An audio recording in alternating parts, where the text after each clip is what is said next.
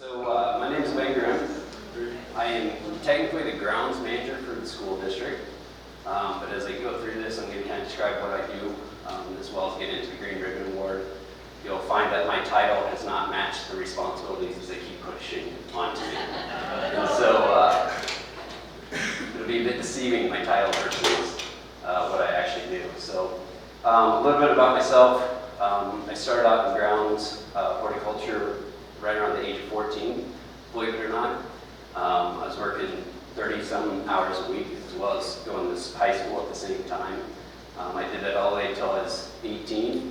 I eventually moved to Iowa City, continued working in grounds, eventually got a degree at Kirkwood Community College on turfgrass management.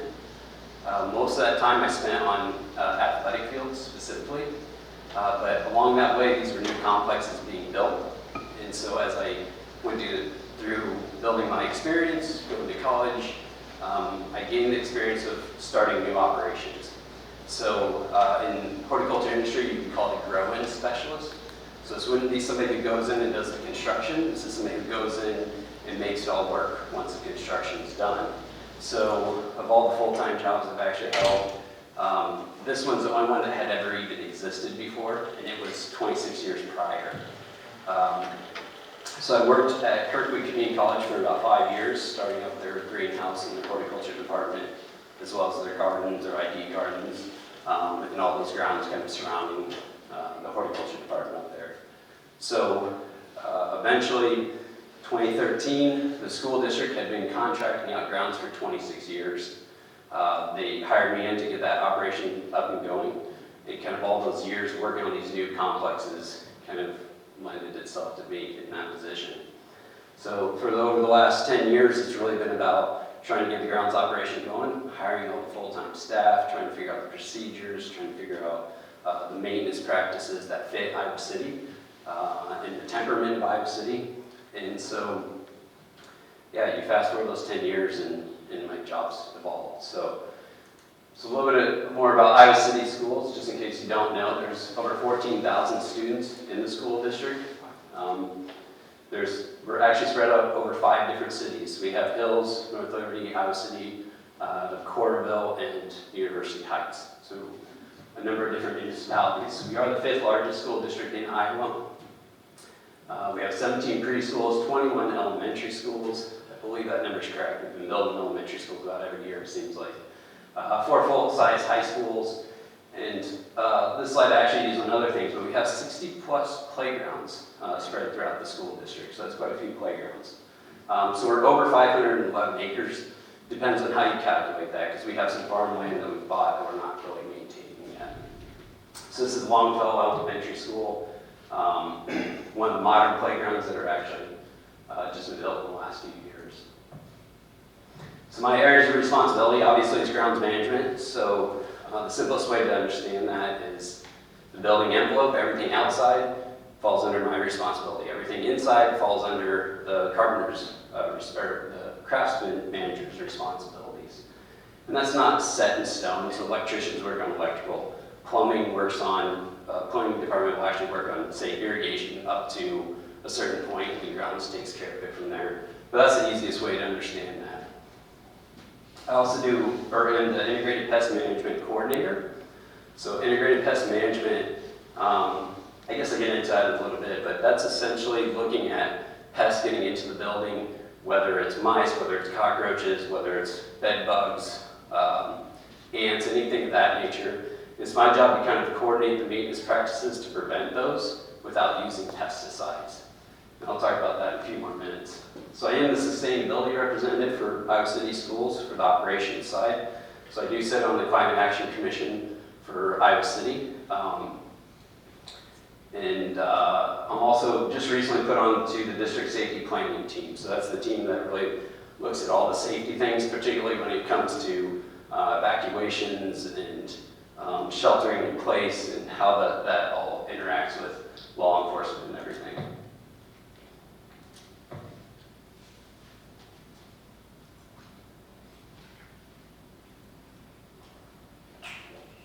So within grounds management, there's those obvious things that you take care of. The hard surfaces, athletic fields, track surfaces, fencing, community gardens, but there's also those other things that people start to not think about: the tennis courts, the synthetic fields, irrigation, drainage systems, memorials. We have hundreds of memorials that we actually have to track the condition of those across the school district. And then it gets all the way into site amenities, trash cans, picnic tables, things of that nature. So this is a breakdown of kind of our grounds, from what percentage is turf, what percentage is hard surfaces. So the majority of what we have is actual general turf. We do classify our turf, and we have 4 different maintenance levels within grounds. And we have high-end athletic fields, where we do a lot of maintenance, and then we have, lower D areas where, it's kind of behind the building, out of sight. Maybe it's a field out in front of a school somewhere. And it's kind of important that we track this information because we are converting some of those low maintenance areas over to prairies, because it makes more sense for those to be prairies. So as it calculates out of our turf area, something like 76% of that is what we call functional space, meaning that kids are using it for playgrounds. Science classes are using it for science, or athletic fields or anything of that nature. But we do track how much wetland we have, how much forested area, trees, shrubs. We actually track the canopy density across the district. Do you want to entertain questions now or wait until later? I would be okay with doing it now because I'll hit a huge variety of things. So yeah. Okay, well, what would qualify as a wetland? A formal wetland. So this would be areas that are saturated with water, natural spring that runs all the time. Where is that? So we have 2 of them. One's at Penn Elementary and one's at Liberty High. And so those are all under the protection of Army Corps of Engineers. So the district had turned that over to Army Corps of Engineers, and we maintain it per their specifications. It just happened to be there when that land was purchased, or Liberty High did exist ahead of time. Supposedly Penn did exist. I don't know if that's true or not. If I go back at aerials, it looks like it was farmland at one point, but it's now considered I just wetland. never would have thought of us having any wetlands Yes. in the school district. Absolutely.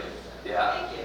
Yeah, so we have wetlands, prairies, forested areas, and depending on what presentation, we kind of bundle that into kind of our conservation areas is how we kind of label that. So IPM coordinator, so like I mentioned, this is about controlling pests inside and outside the building without using pesticides. So Iowa City in general does not like pesticides, and Iowa City School District and the board have decided we want to follow a very strict IPM policy. And it's my job to make sure that we're following that policy and kind of oversee everything from the monitoring side of it to the science behind the pesticide. Are we using the right pesticide when we do use it? Are there alternatives versus using pesticides like sealing cracks so ants can't come through the cracks versus actually using pesticides in the cracks? I also set what's called the action threshold. So I get to go out and look at research projects and determine at what point, review those research projects that determine at what point you need to treat with a pesticide versus doing like a biological control or mechanical control, like vacuuming of ants versus spraying. So I do approve every single pesticide usage within the district. And so whether it's our crew, whether it's a teacher that wants something sprayed or killed or principal or whatever, every single request has to go through my position. And so I have to review the request. I got to review to make sure that we're trying all these other methods like vacuuming, hand pulling weeds, things of that nature prior to approving the use of pesticides. So I'm also the liaison for the community, teachers, staff as they have questions, students as they have questions with regards to pesticides. To the right is kind of the simplest explanation of what integrated pest management actually is, but it gets very complicated. So this has actually resulted in a huge reduction in pesticides, and that's something I could do a whole session on. But in the simplest form, our elementary schools, unless it's wasps or hornets, we've basically not treated anything in our elementary schools for a long time. High schools where we have production kitchens, the Johnson County Health sets what those thresholds are, and it's basically nothing. You can't have anything. So we do use, say, a pesticide in there or certain traps that trap mice and different things. So within grounds, all of our elementary schools are considered pesticide-free for the general turf areas. So we don't care how many weeds grow there, we just let it grow. We do use a limited amount of pesticides kind of up around the building to kind of protect, to make sure the foundation doesn't get disrupted from trees growing in there. So. How would you treat bed bugs in an elementary school without pesticides? There's actually multiple ways. You can steam them, and there's trained dogs that can smell them. Now there's actually a fungus that you can actually put down in the carpet that's non-toxic to humans, and that will reproduce and disrupt that cycle. So the dog smelling them is just identification, isn't it? Correct, yeah. So fortunately, we have not had any outbreaks in the schools, but we have had situations where where there could be outbreaks if we know that it's coming in on a student, or the nurse can see that kind of damage to their flesh. And in those situations, what we do, and even in situations where there's cockroaches, hitchhikers coming in, we intercept those students in the morning. The faculty find a bag that looks just like their backpack, and they swap out their backpack, and we then bag up that backpack. And then I think every single one of our schools has a dryer, and we purchase dryers for drying clothes that hit a temperature that would actually kill bed bugs. So then we unwrap, we throw that in there, and dry those clothes. They actually will swap out the kids' clothes sometimes, so there's no embarrassment to the kids. So they can enter the classroom with the same backpack essentially the same backpack as what they had before. So we're very sensitive to those kind of things.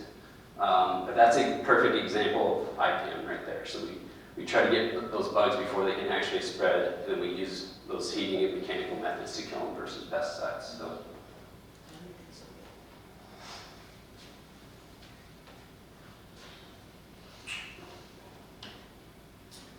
Didn't develop this one as much. So my job for sustainability side of things, so I work really closely with the facilities director and the deputy superintendent when it comes to construction.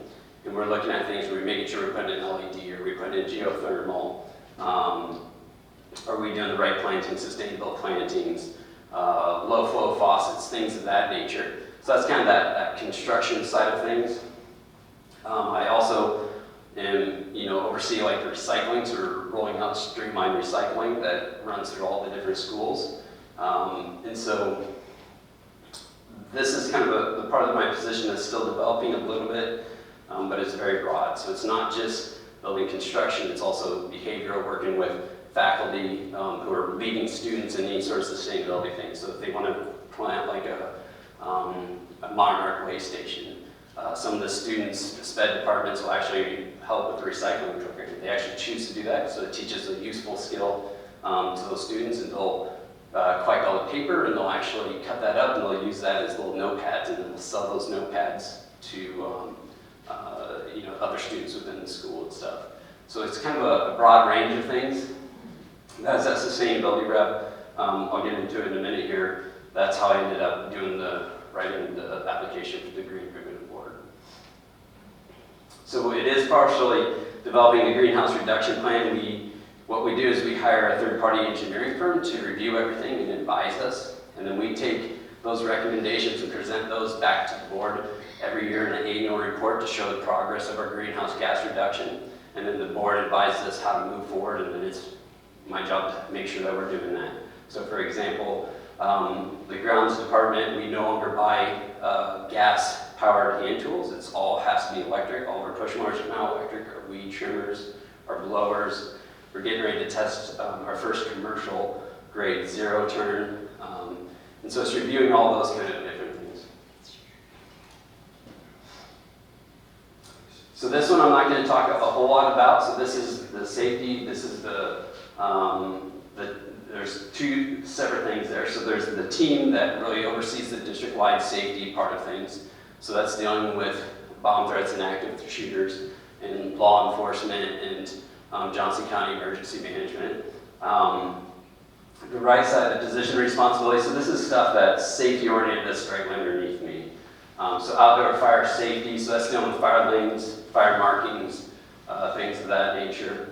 Outdoor predator safety, and that's human and/or animal predators, but most often human predators. So we look at all of our designs, we look at all of our playgrounds, We have different rules where we can't grow plants between 18 inches and 7 feet.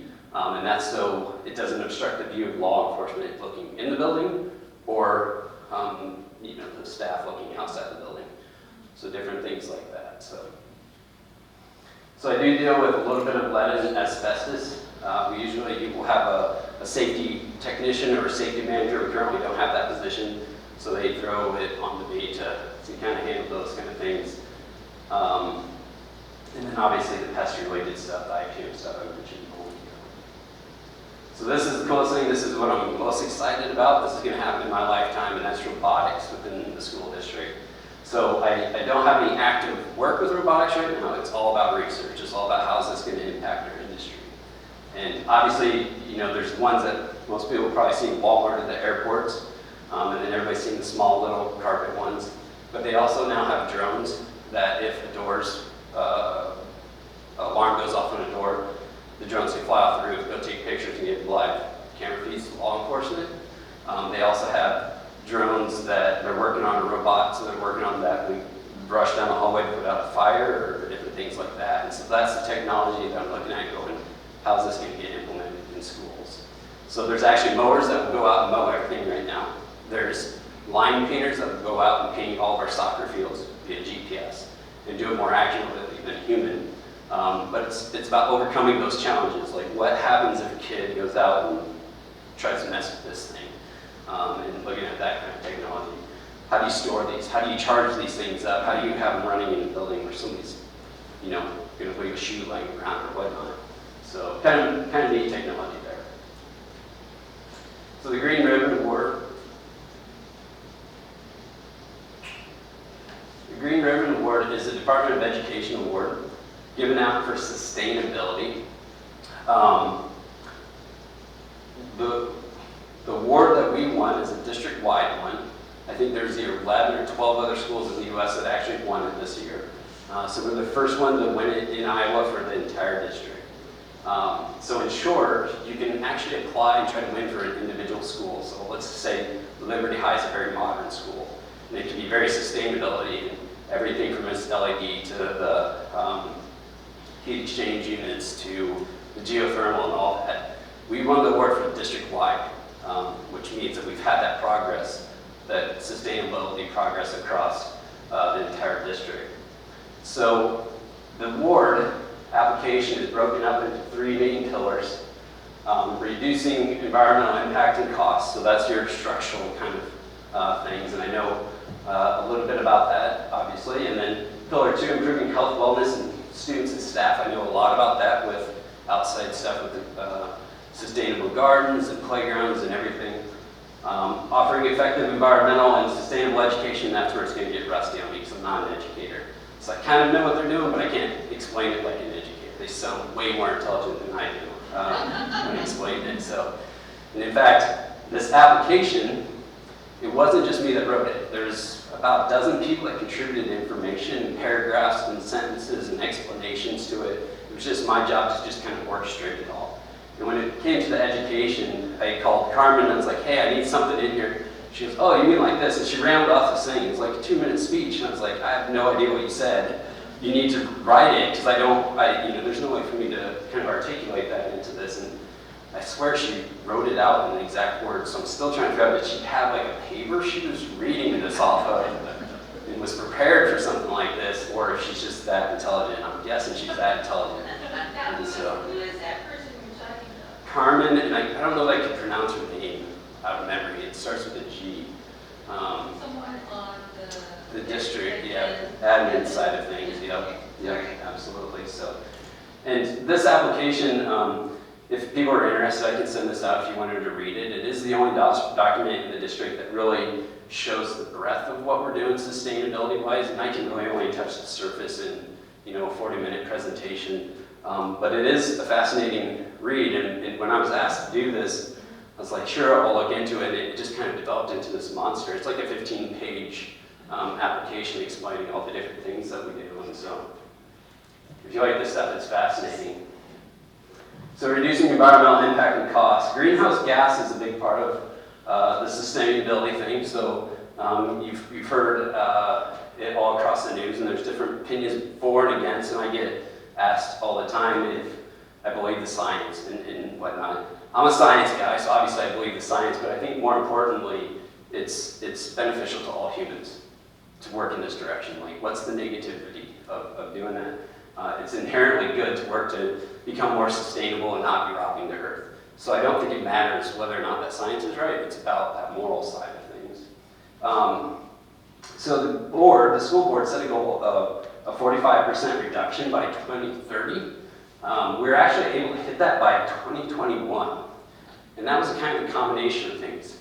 Fortunately, those predecessors of mine all had the foresight to go, we need to go geothermal, we need to be reducing this, we need to be going sustainable. So the sustainability efforts actually started way back in the actual past, and even though we can't count it towards that 45% reduction, that mentality stuck within the school district. So there was years and years of facilities directors, as well as administrators and board members that were really making kind of the correct decisions. Another big part of this reduction is Mid-America has a strong effort to switch over to solar and wind energy. And so a big percentage of that drop is contributed to that.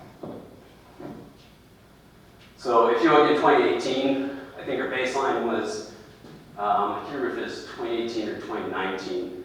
No, it's 2018, obviously. But you can see where our target is, that dotted line going across there, and you can see where we actually get down in there in 2020, the projected versus the actual. Now there is a tick up in 2021, and that was a combination of things. So that was a combination of new schools, so we had larger square footage to heat and cool, but they also shut down the nuclear facility up in Cedar Rapids.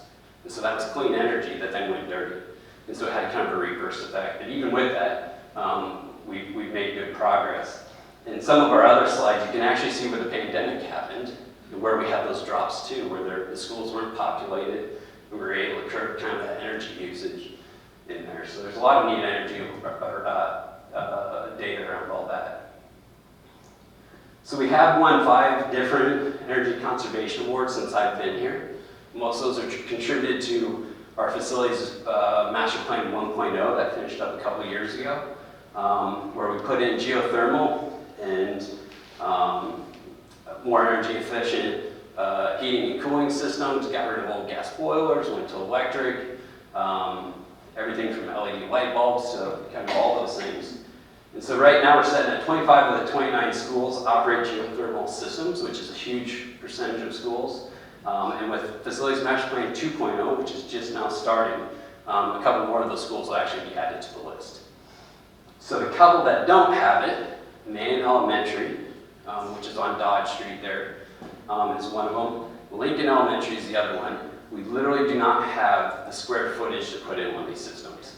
Now, that may change in the future because they've changed some of the rules around how geothermal wells can actually be installed. So some of them will go a long ways across the room, whereas some of them will dive, straight down into the earth, into the aquifers. And I don't know if I can get any more detailed or scientific about that. Some of that stuff is loosened up a little bit. And so, yeah, Facilities Master Plan 2.0 kind of builds on what we were doing with 1.0 and trying to move forward with our goals. So the ultimate goal is net zero by 2050, and that's going to be a challenge for multiple reasons. One of the big challenges that we're up against is we drive big trucks that have to plow snow. So there's not electric vehicles that can do that yet. So that's one of them. The other one is we actually work with 3 different energy companies: Hawaiian Energy, Mid-American Energy, and Linn County REC. Currently, Linn County REC does not have a program to convert to green. And we have schools that are stuck in that energy pocket, and we can't pull from another energy company. I'm not sure how those are all divided up. I just know that, Van Allen, we can't just reach out to Mid-American and pull that energy. So as we're discussing these with the board, one of our suggestions is, yes, the community wants us to see us do solar energy, and it's really primarily Iowa City that wants to see us do solar energy. Well, all of our energy within a few years is going to be renewable in Iowa City, but it's not going to be renewable where we have Linn County REC, which is, I think it's Graham, Untreat, Van Allen, North Central. I feel like there might be a 4th one in there. So it's just a couple of schools. So that's one of the big items that we're looking at is, do we put solar on top of roofs that weren't designed for it? Can they handle the wind load? Can they handle the snow load, weight load from the snow? Do we take up green space, which is kids' space, or do we purchase land where we can put this on as one giant farm, which has its own intricacies and laws that we actually have to follow as well. And so those are the kind of things that we're actually working on right now. Another big one is there's vehicle-to-grid technology, so your vehicle will actually store energy for peak times, and then the companies will pull off those batteries and use those at a later date. So that's one of the things that we're actually looking at with all our buses, because we have something like 100 buses that don't get used in the summertime. They can act as batteries to the actual grid.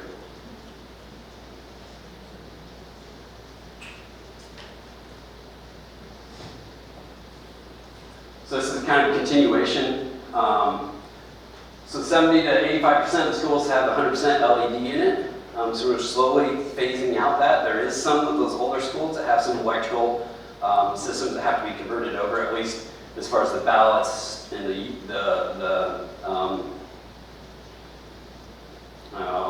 brain fart, what holds the light bulb. Hardware. Yeah, there you go. Yeah, sure, hardware. So those have to be changed out, and so they're kind of slowly progressing through that with the facilities master plan as rooms go down, or maybe they'll go, okay, this year we're going to go ahead and convert this entire room over to that new system. So Northwest was kind of a neat one where the lighting power reduction was down by 62% by making these changes. So it's a profound change that actually happens. And then you couple that with going with geothermal, so it's the earth that's actually heating or cooling your building. And then you couple that with systems that are running off of electricity that are coming off of a renewable grid. So it's kind of a combination of things that kind of get us to where we want to be. So other things, we do have tree canopy information that we track, as well as prairie wetlands, native plantings, so we try to expand those, we try to monitor those, and we work with the IODNR on recommendations for how that actually happens. Again, that's one that I could talk an hour on. So, improving health and wellness. So we do radon testing every 4 years. Every single one of our rooms monitors CO2 levels, so it could increase the air exchange in the actual classroom. And that technology came in super handy during the pandemic when we had to adjust and be bringing in a higher percentage of air to get higher exchange of air in there.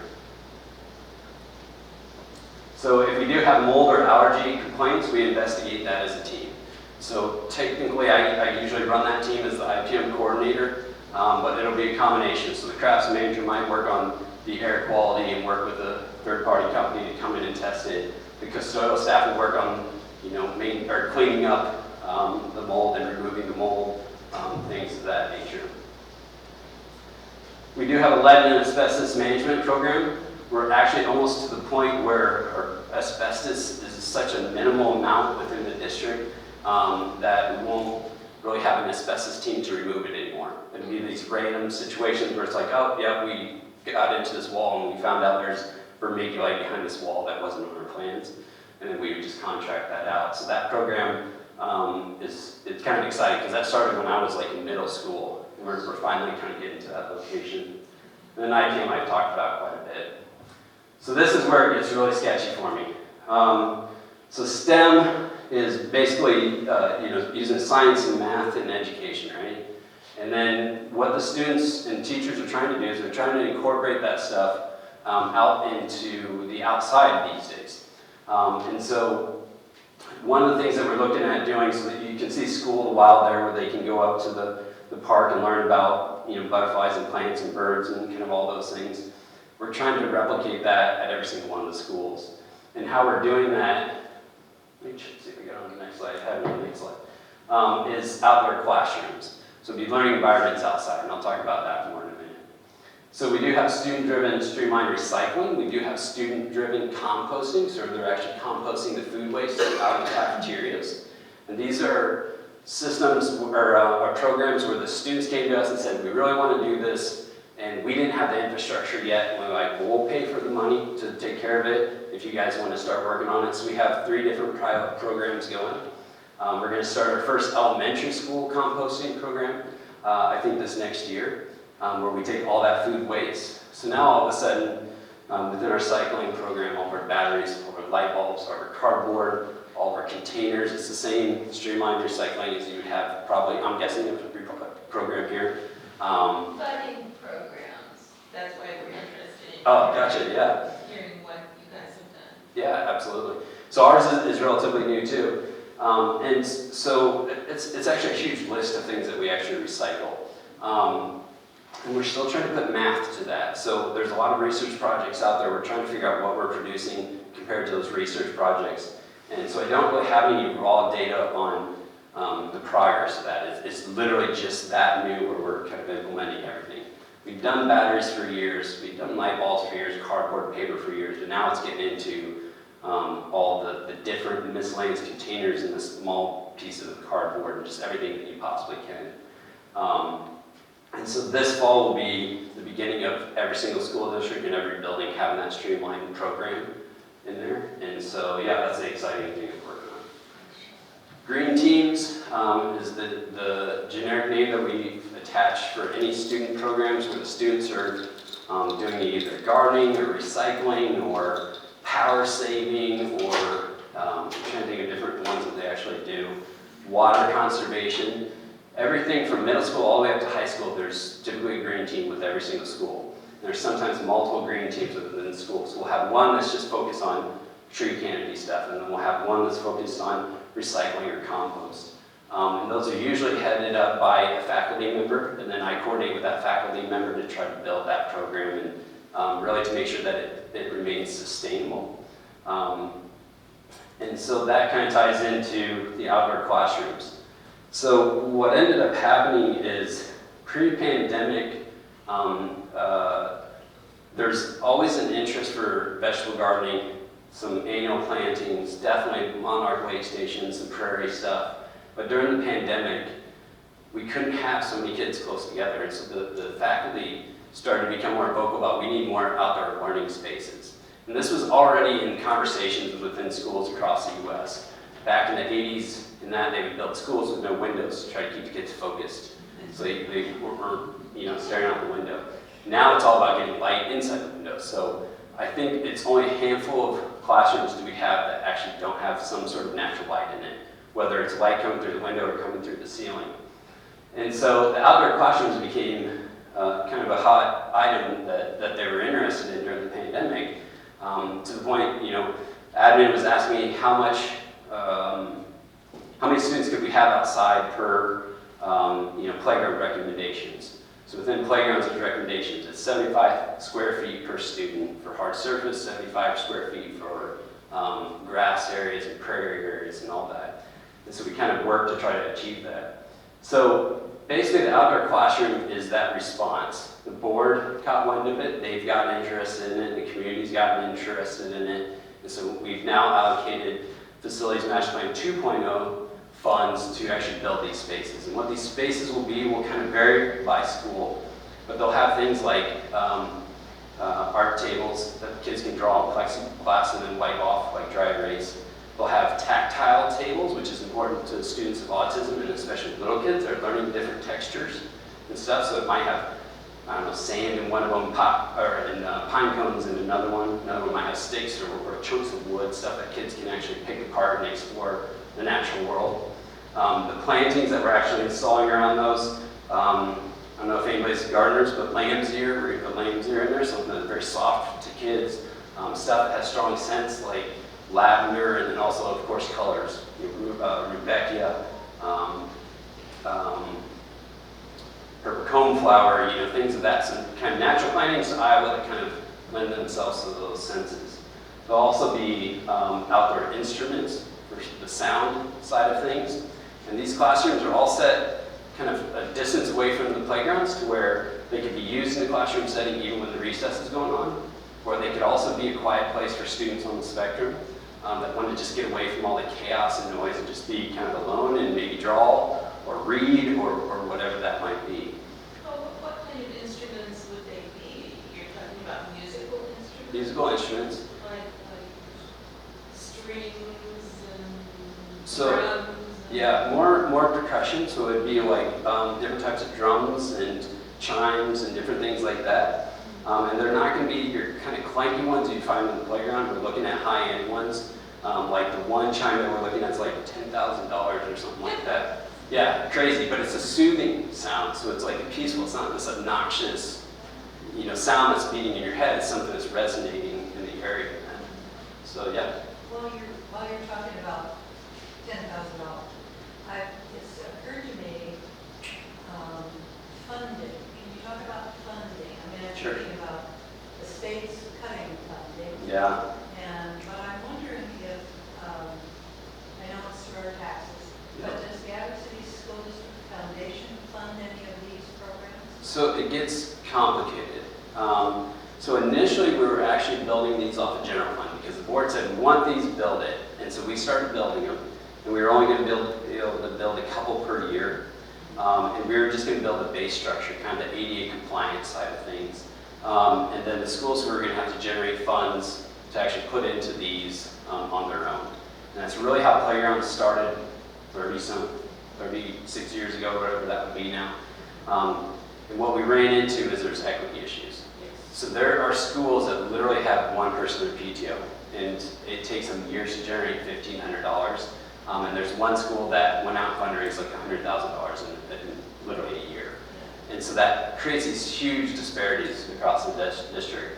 And so what happened with playgrounds is once I could illustrate that these disparities existed, and admins, they're not idiots, they knew that they existed, I could just put it into kind of a quantitative way with numbers.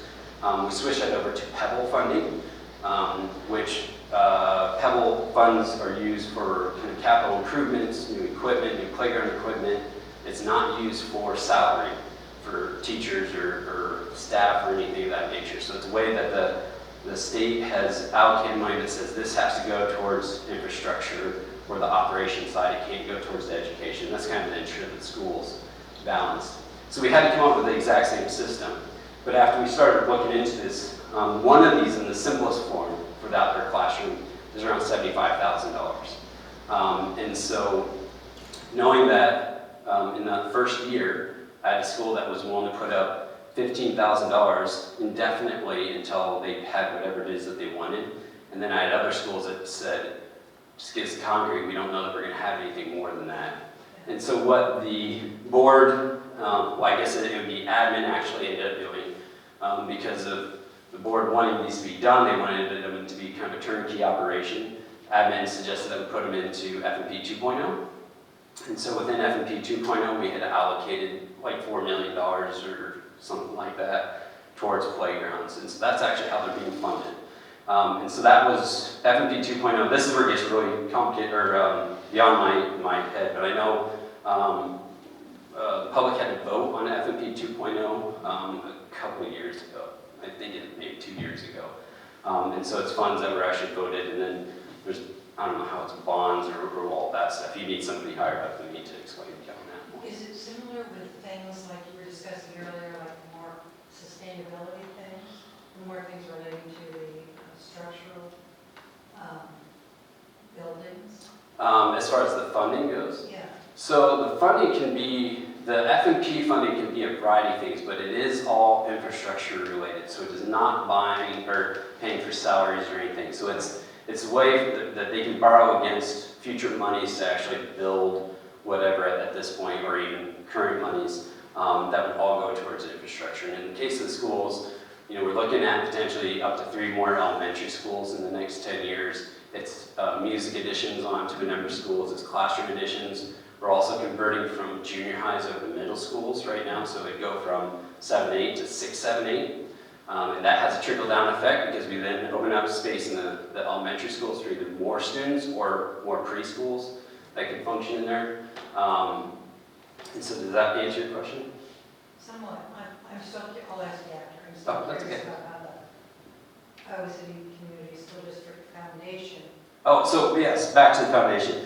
Yeah, so what ultimately will happen is when we do this, and we do it the same thing with the playground, when we allocate district funds, nobody can contribute funds the year it's constructed. Beyond that, schools can generate funds. They can do fundraisers to add on to either the playground or the outdoor classroom. The funds that go through foundation, I think, end up getting dispersed through the education side versus the infrastructure side. And so that might be books, it might be computers, and I'm sure there's a variety of other things out there. So no foundation can contribute, but there are other contributions that end up coming in. So does that kind of answer it? Yeah, okay. So universally designed playgrounds, we've gotten a lot of recognition. I've been asked to speak up on this a number of different times. And we're one of the leading places in the United States for universally designed playgrounds. There's a little bit of history on that, in that schools historically just put playgrounds out there to entertain kids. It was just to give them a break, get them out of the classroom, burn up some energy. No thought was given to students with mobility challenges, auditory challenges, visual challenges, kids on the spectrum, the autism spectrum. And so what ended up coming out was all-inclusive playgrounds. And there was no standard, there still is no standard for what is considered an all-inclusive playground. But the idea is that you're building a playground that really caters to students of all ability levels. And we don't say students with disabilities, it's students of all ability levels to keep it in positive. And so Iowa City Schools was actually criticized for the playgrounds that we were putting in, because there's all these kind of branding. We're putting in all-inclusive playgrounds, and people are getting all these recognitions. And I actually had to go out and inspect them, and they were actually less inclusive than the playgrounds we're putting in. So what we did was we wanted to try to figure out how to do this in a logical way, or a sustainable way. And so we went out and we hired a couple of experts to come in and advise us on how to do that. And so we now have a system where we go out and we evaluate our playgrounds and we go, okay, we got a structure, a slide here that caters to one kid. Do we have a slide that caters to 2 kids, or possibly 3 kids? We have a spinner. Is there a spinner for 1 kid, 2 kids, 3 kids? And is there components out there that play music or tactile stuff? So there's sensory stuff. Is there color differences? Do we have texture differences as kids enter the playground, that blind kids with a cane can actually hit that texture difference and know they're entering a playground? And so we came up with a system to actually do that in our schools, and that's what we actually build now. There still is not a true standard across the United States, but this is a new thing. Most schools can't afford playgrounds. We're fortunate that the district has allocated a lot of money towards improving this. That's really kind of driven by the community. Iowa City's got a great community for watching out for one another.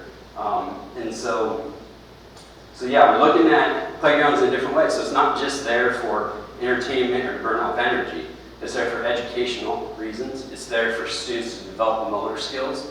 So we're looking at equipment going, okay, are they learning how to use their hands? Are they learning to go across monkey bars and hold their weight with the strength thing?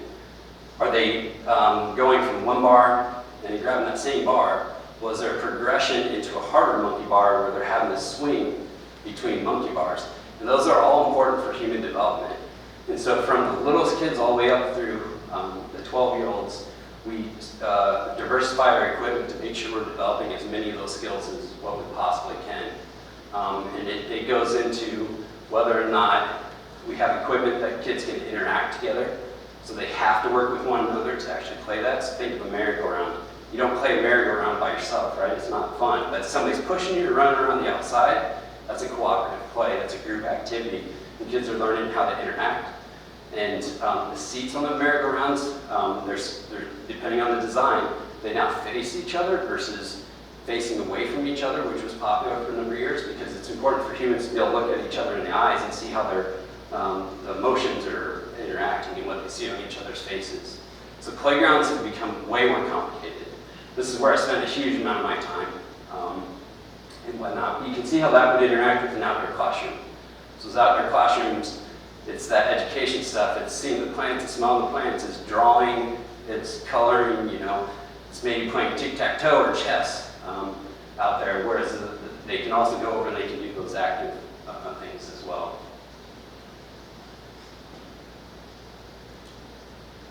So I think that's it. So that's kind of it in a nutshell. So the award, we actually fly out to DC Monday to receive that award, and then it's a week long of conferences, free conferences for us to learn more about sustainability. We get to go to NOAA, we get to go to the forestry department, We get to tour all the memorials, which is kind of a perk.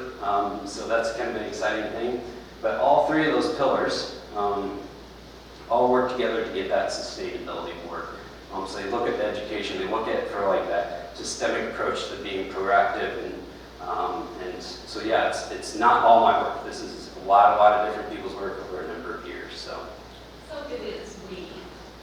How many companies People get do you flat. work with? yeah, so they would only allow 4 people to go out. Originally, it was going to be our assistant superintendent, who is my boss's boss.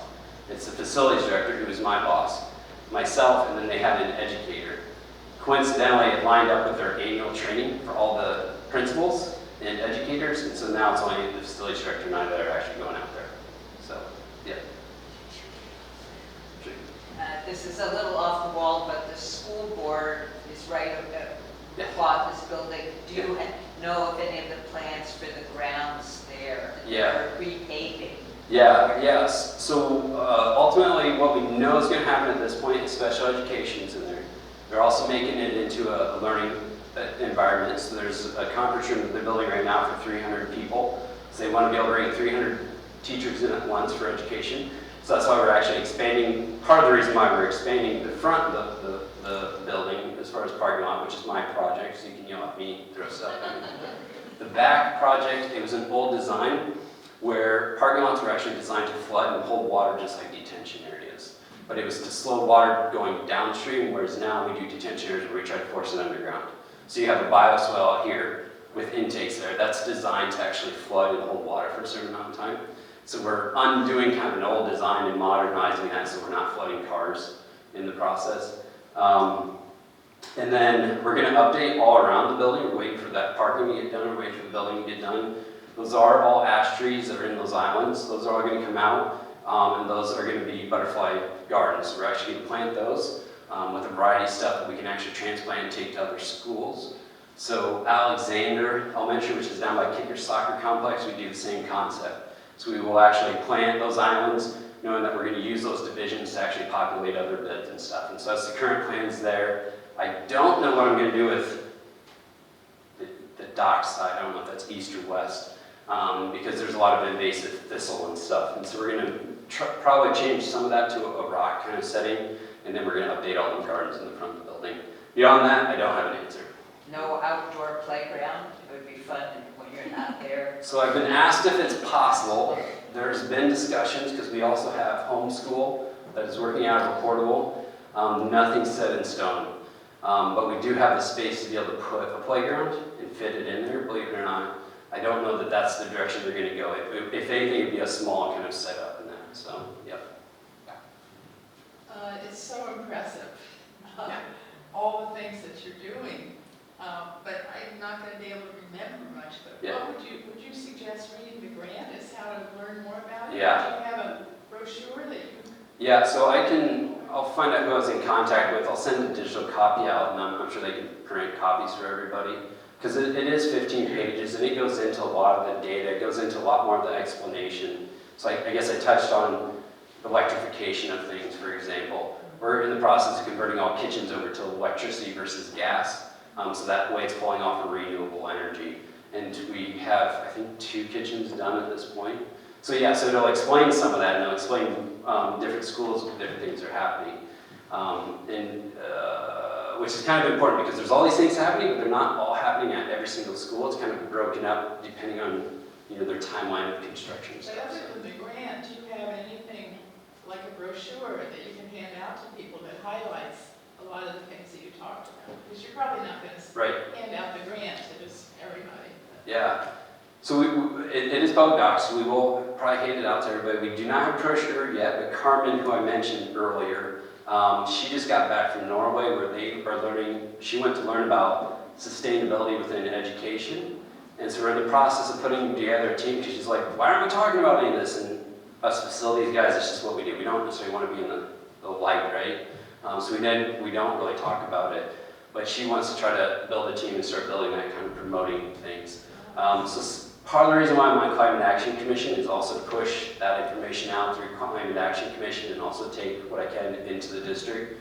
to try to build on that PR side of things. But you're right, we need something that really Is it on complements the it. website, the school board website, or the community schools website?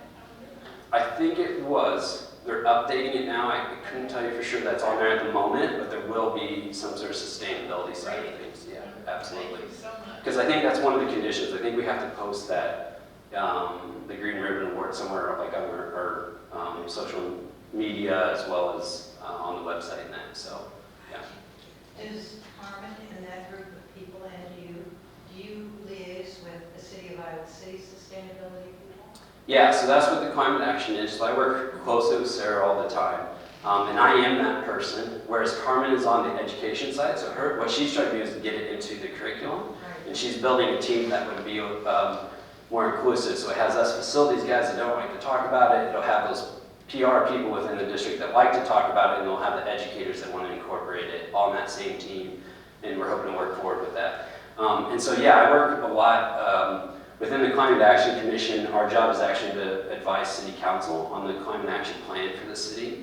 And so we're constantly asked to review the energy efficiency of a 15-story building versus a 10-story building, and does this match our climate action plan? Does it not match it? And so there's always activities like that that we actually work on. So yes, yeah, we do work with them. So yeah. We find ourselves, despite being a satellite location of the main Oak Knoll, having to kind of start from scratch on a lot of these issues. Yeah. And one of them that we're working on right now is composting. Yes. And it sounds like the kids have really taken the horns Yeah. on a lot of these things. Will the Green Ribbon Award document talk about composting as well? It does. Yeah, it does. It doesn't necessarily go into detail of how we do it. It just talks about what it is. Me. About the details. It'd be me. Yep. Okay, Yeah. great. So in short, how it functions is, I work with the kitchen staff to try to get as much compostable material coming out, like whether it's forks or whatever. There's a lot of battles around forks and spoons, by the way. And then the students, what they do is they break it up into groups, and each one will monitor that for the day in the cafeteria during those lunch hours. And they have specific composting containers where they encourage kids to bring those composts. They make sure they're sorting in the right stuff. They end up going into a compostable liner. And then the students will actually take that liner and take it outside, and the custodians put it into the bigger container. And then the students will, clean out the inside containers, make sure that there's no food on it, so they have access to the custodial thing. That's a lot of work. It is a ton of work, yeah. But the students that are interested are extremely passionate about it. But it is a pilot program because we're trying to monitor if we have to implement this at every school. Not every school will have that same passion level. And so we want to know what kind of burden that would be on the custodial staff. It's the same thing with the recycling program. And what's interesting is it gets petty. So you have a trash can full of trash, right? And you figure out that 65% of that is recyclable. So there's not more material going outside, but it might mean there's 2 trips going outside versus 1, which if you're talking residential, that's no big deal. You're talking 100 feet. But when you're talking a giant school, and they're having to do that 5-6 times, all of a sudden you're losing a quarter of a position just walking back and forth, taking out the recycling. And so it's weird trying to calculate what all that would be. What I know is in schools, it's something like 68 to 70% of all waste should be recyclable. I know that we're somewhere above that. And so we just entered a new contract. I just sent to the board, and I got awarded right after the 4th of July for Republic Services. And so they'll be doing all of our recycling. And they have the ability to weigh how much recycling is actually coming out of the school. And they're willing to work with us to adjust sizes of bins based on the load of recycling that's actually coming out. And so with schools, you have the peaks and valleys, right? There's a lot of recycling during school, but then in the summer, there's not as much recycling unless you're doing construction. And so, yeah, we put all that kind of stuff in the contract. To try to Republic Services. So they used to be Cindy Carton. There you go. Yep. And got bought out. So because actually, I just flew back from Denver. I just got back Saturday, and they have it at the airport out there. So it's like, so they must be nationwide at this point. So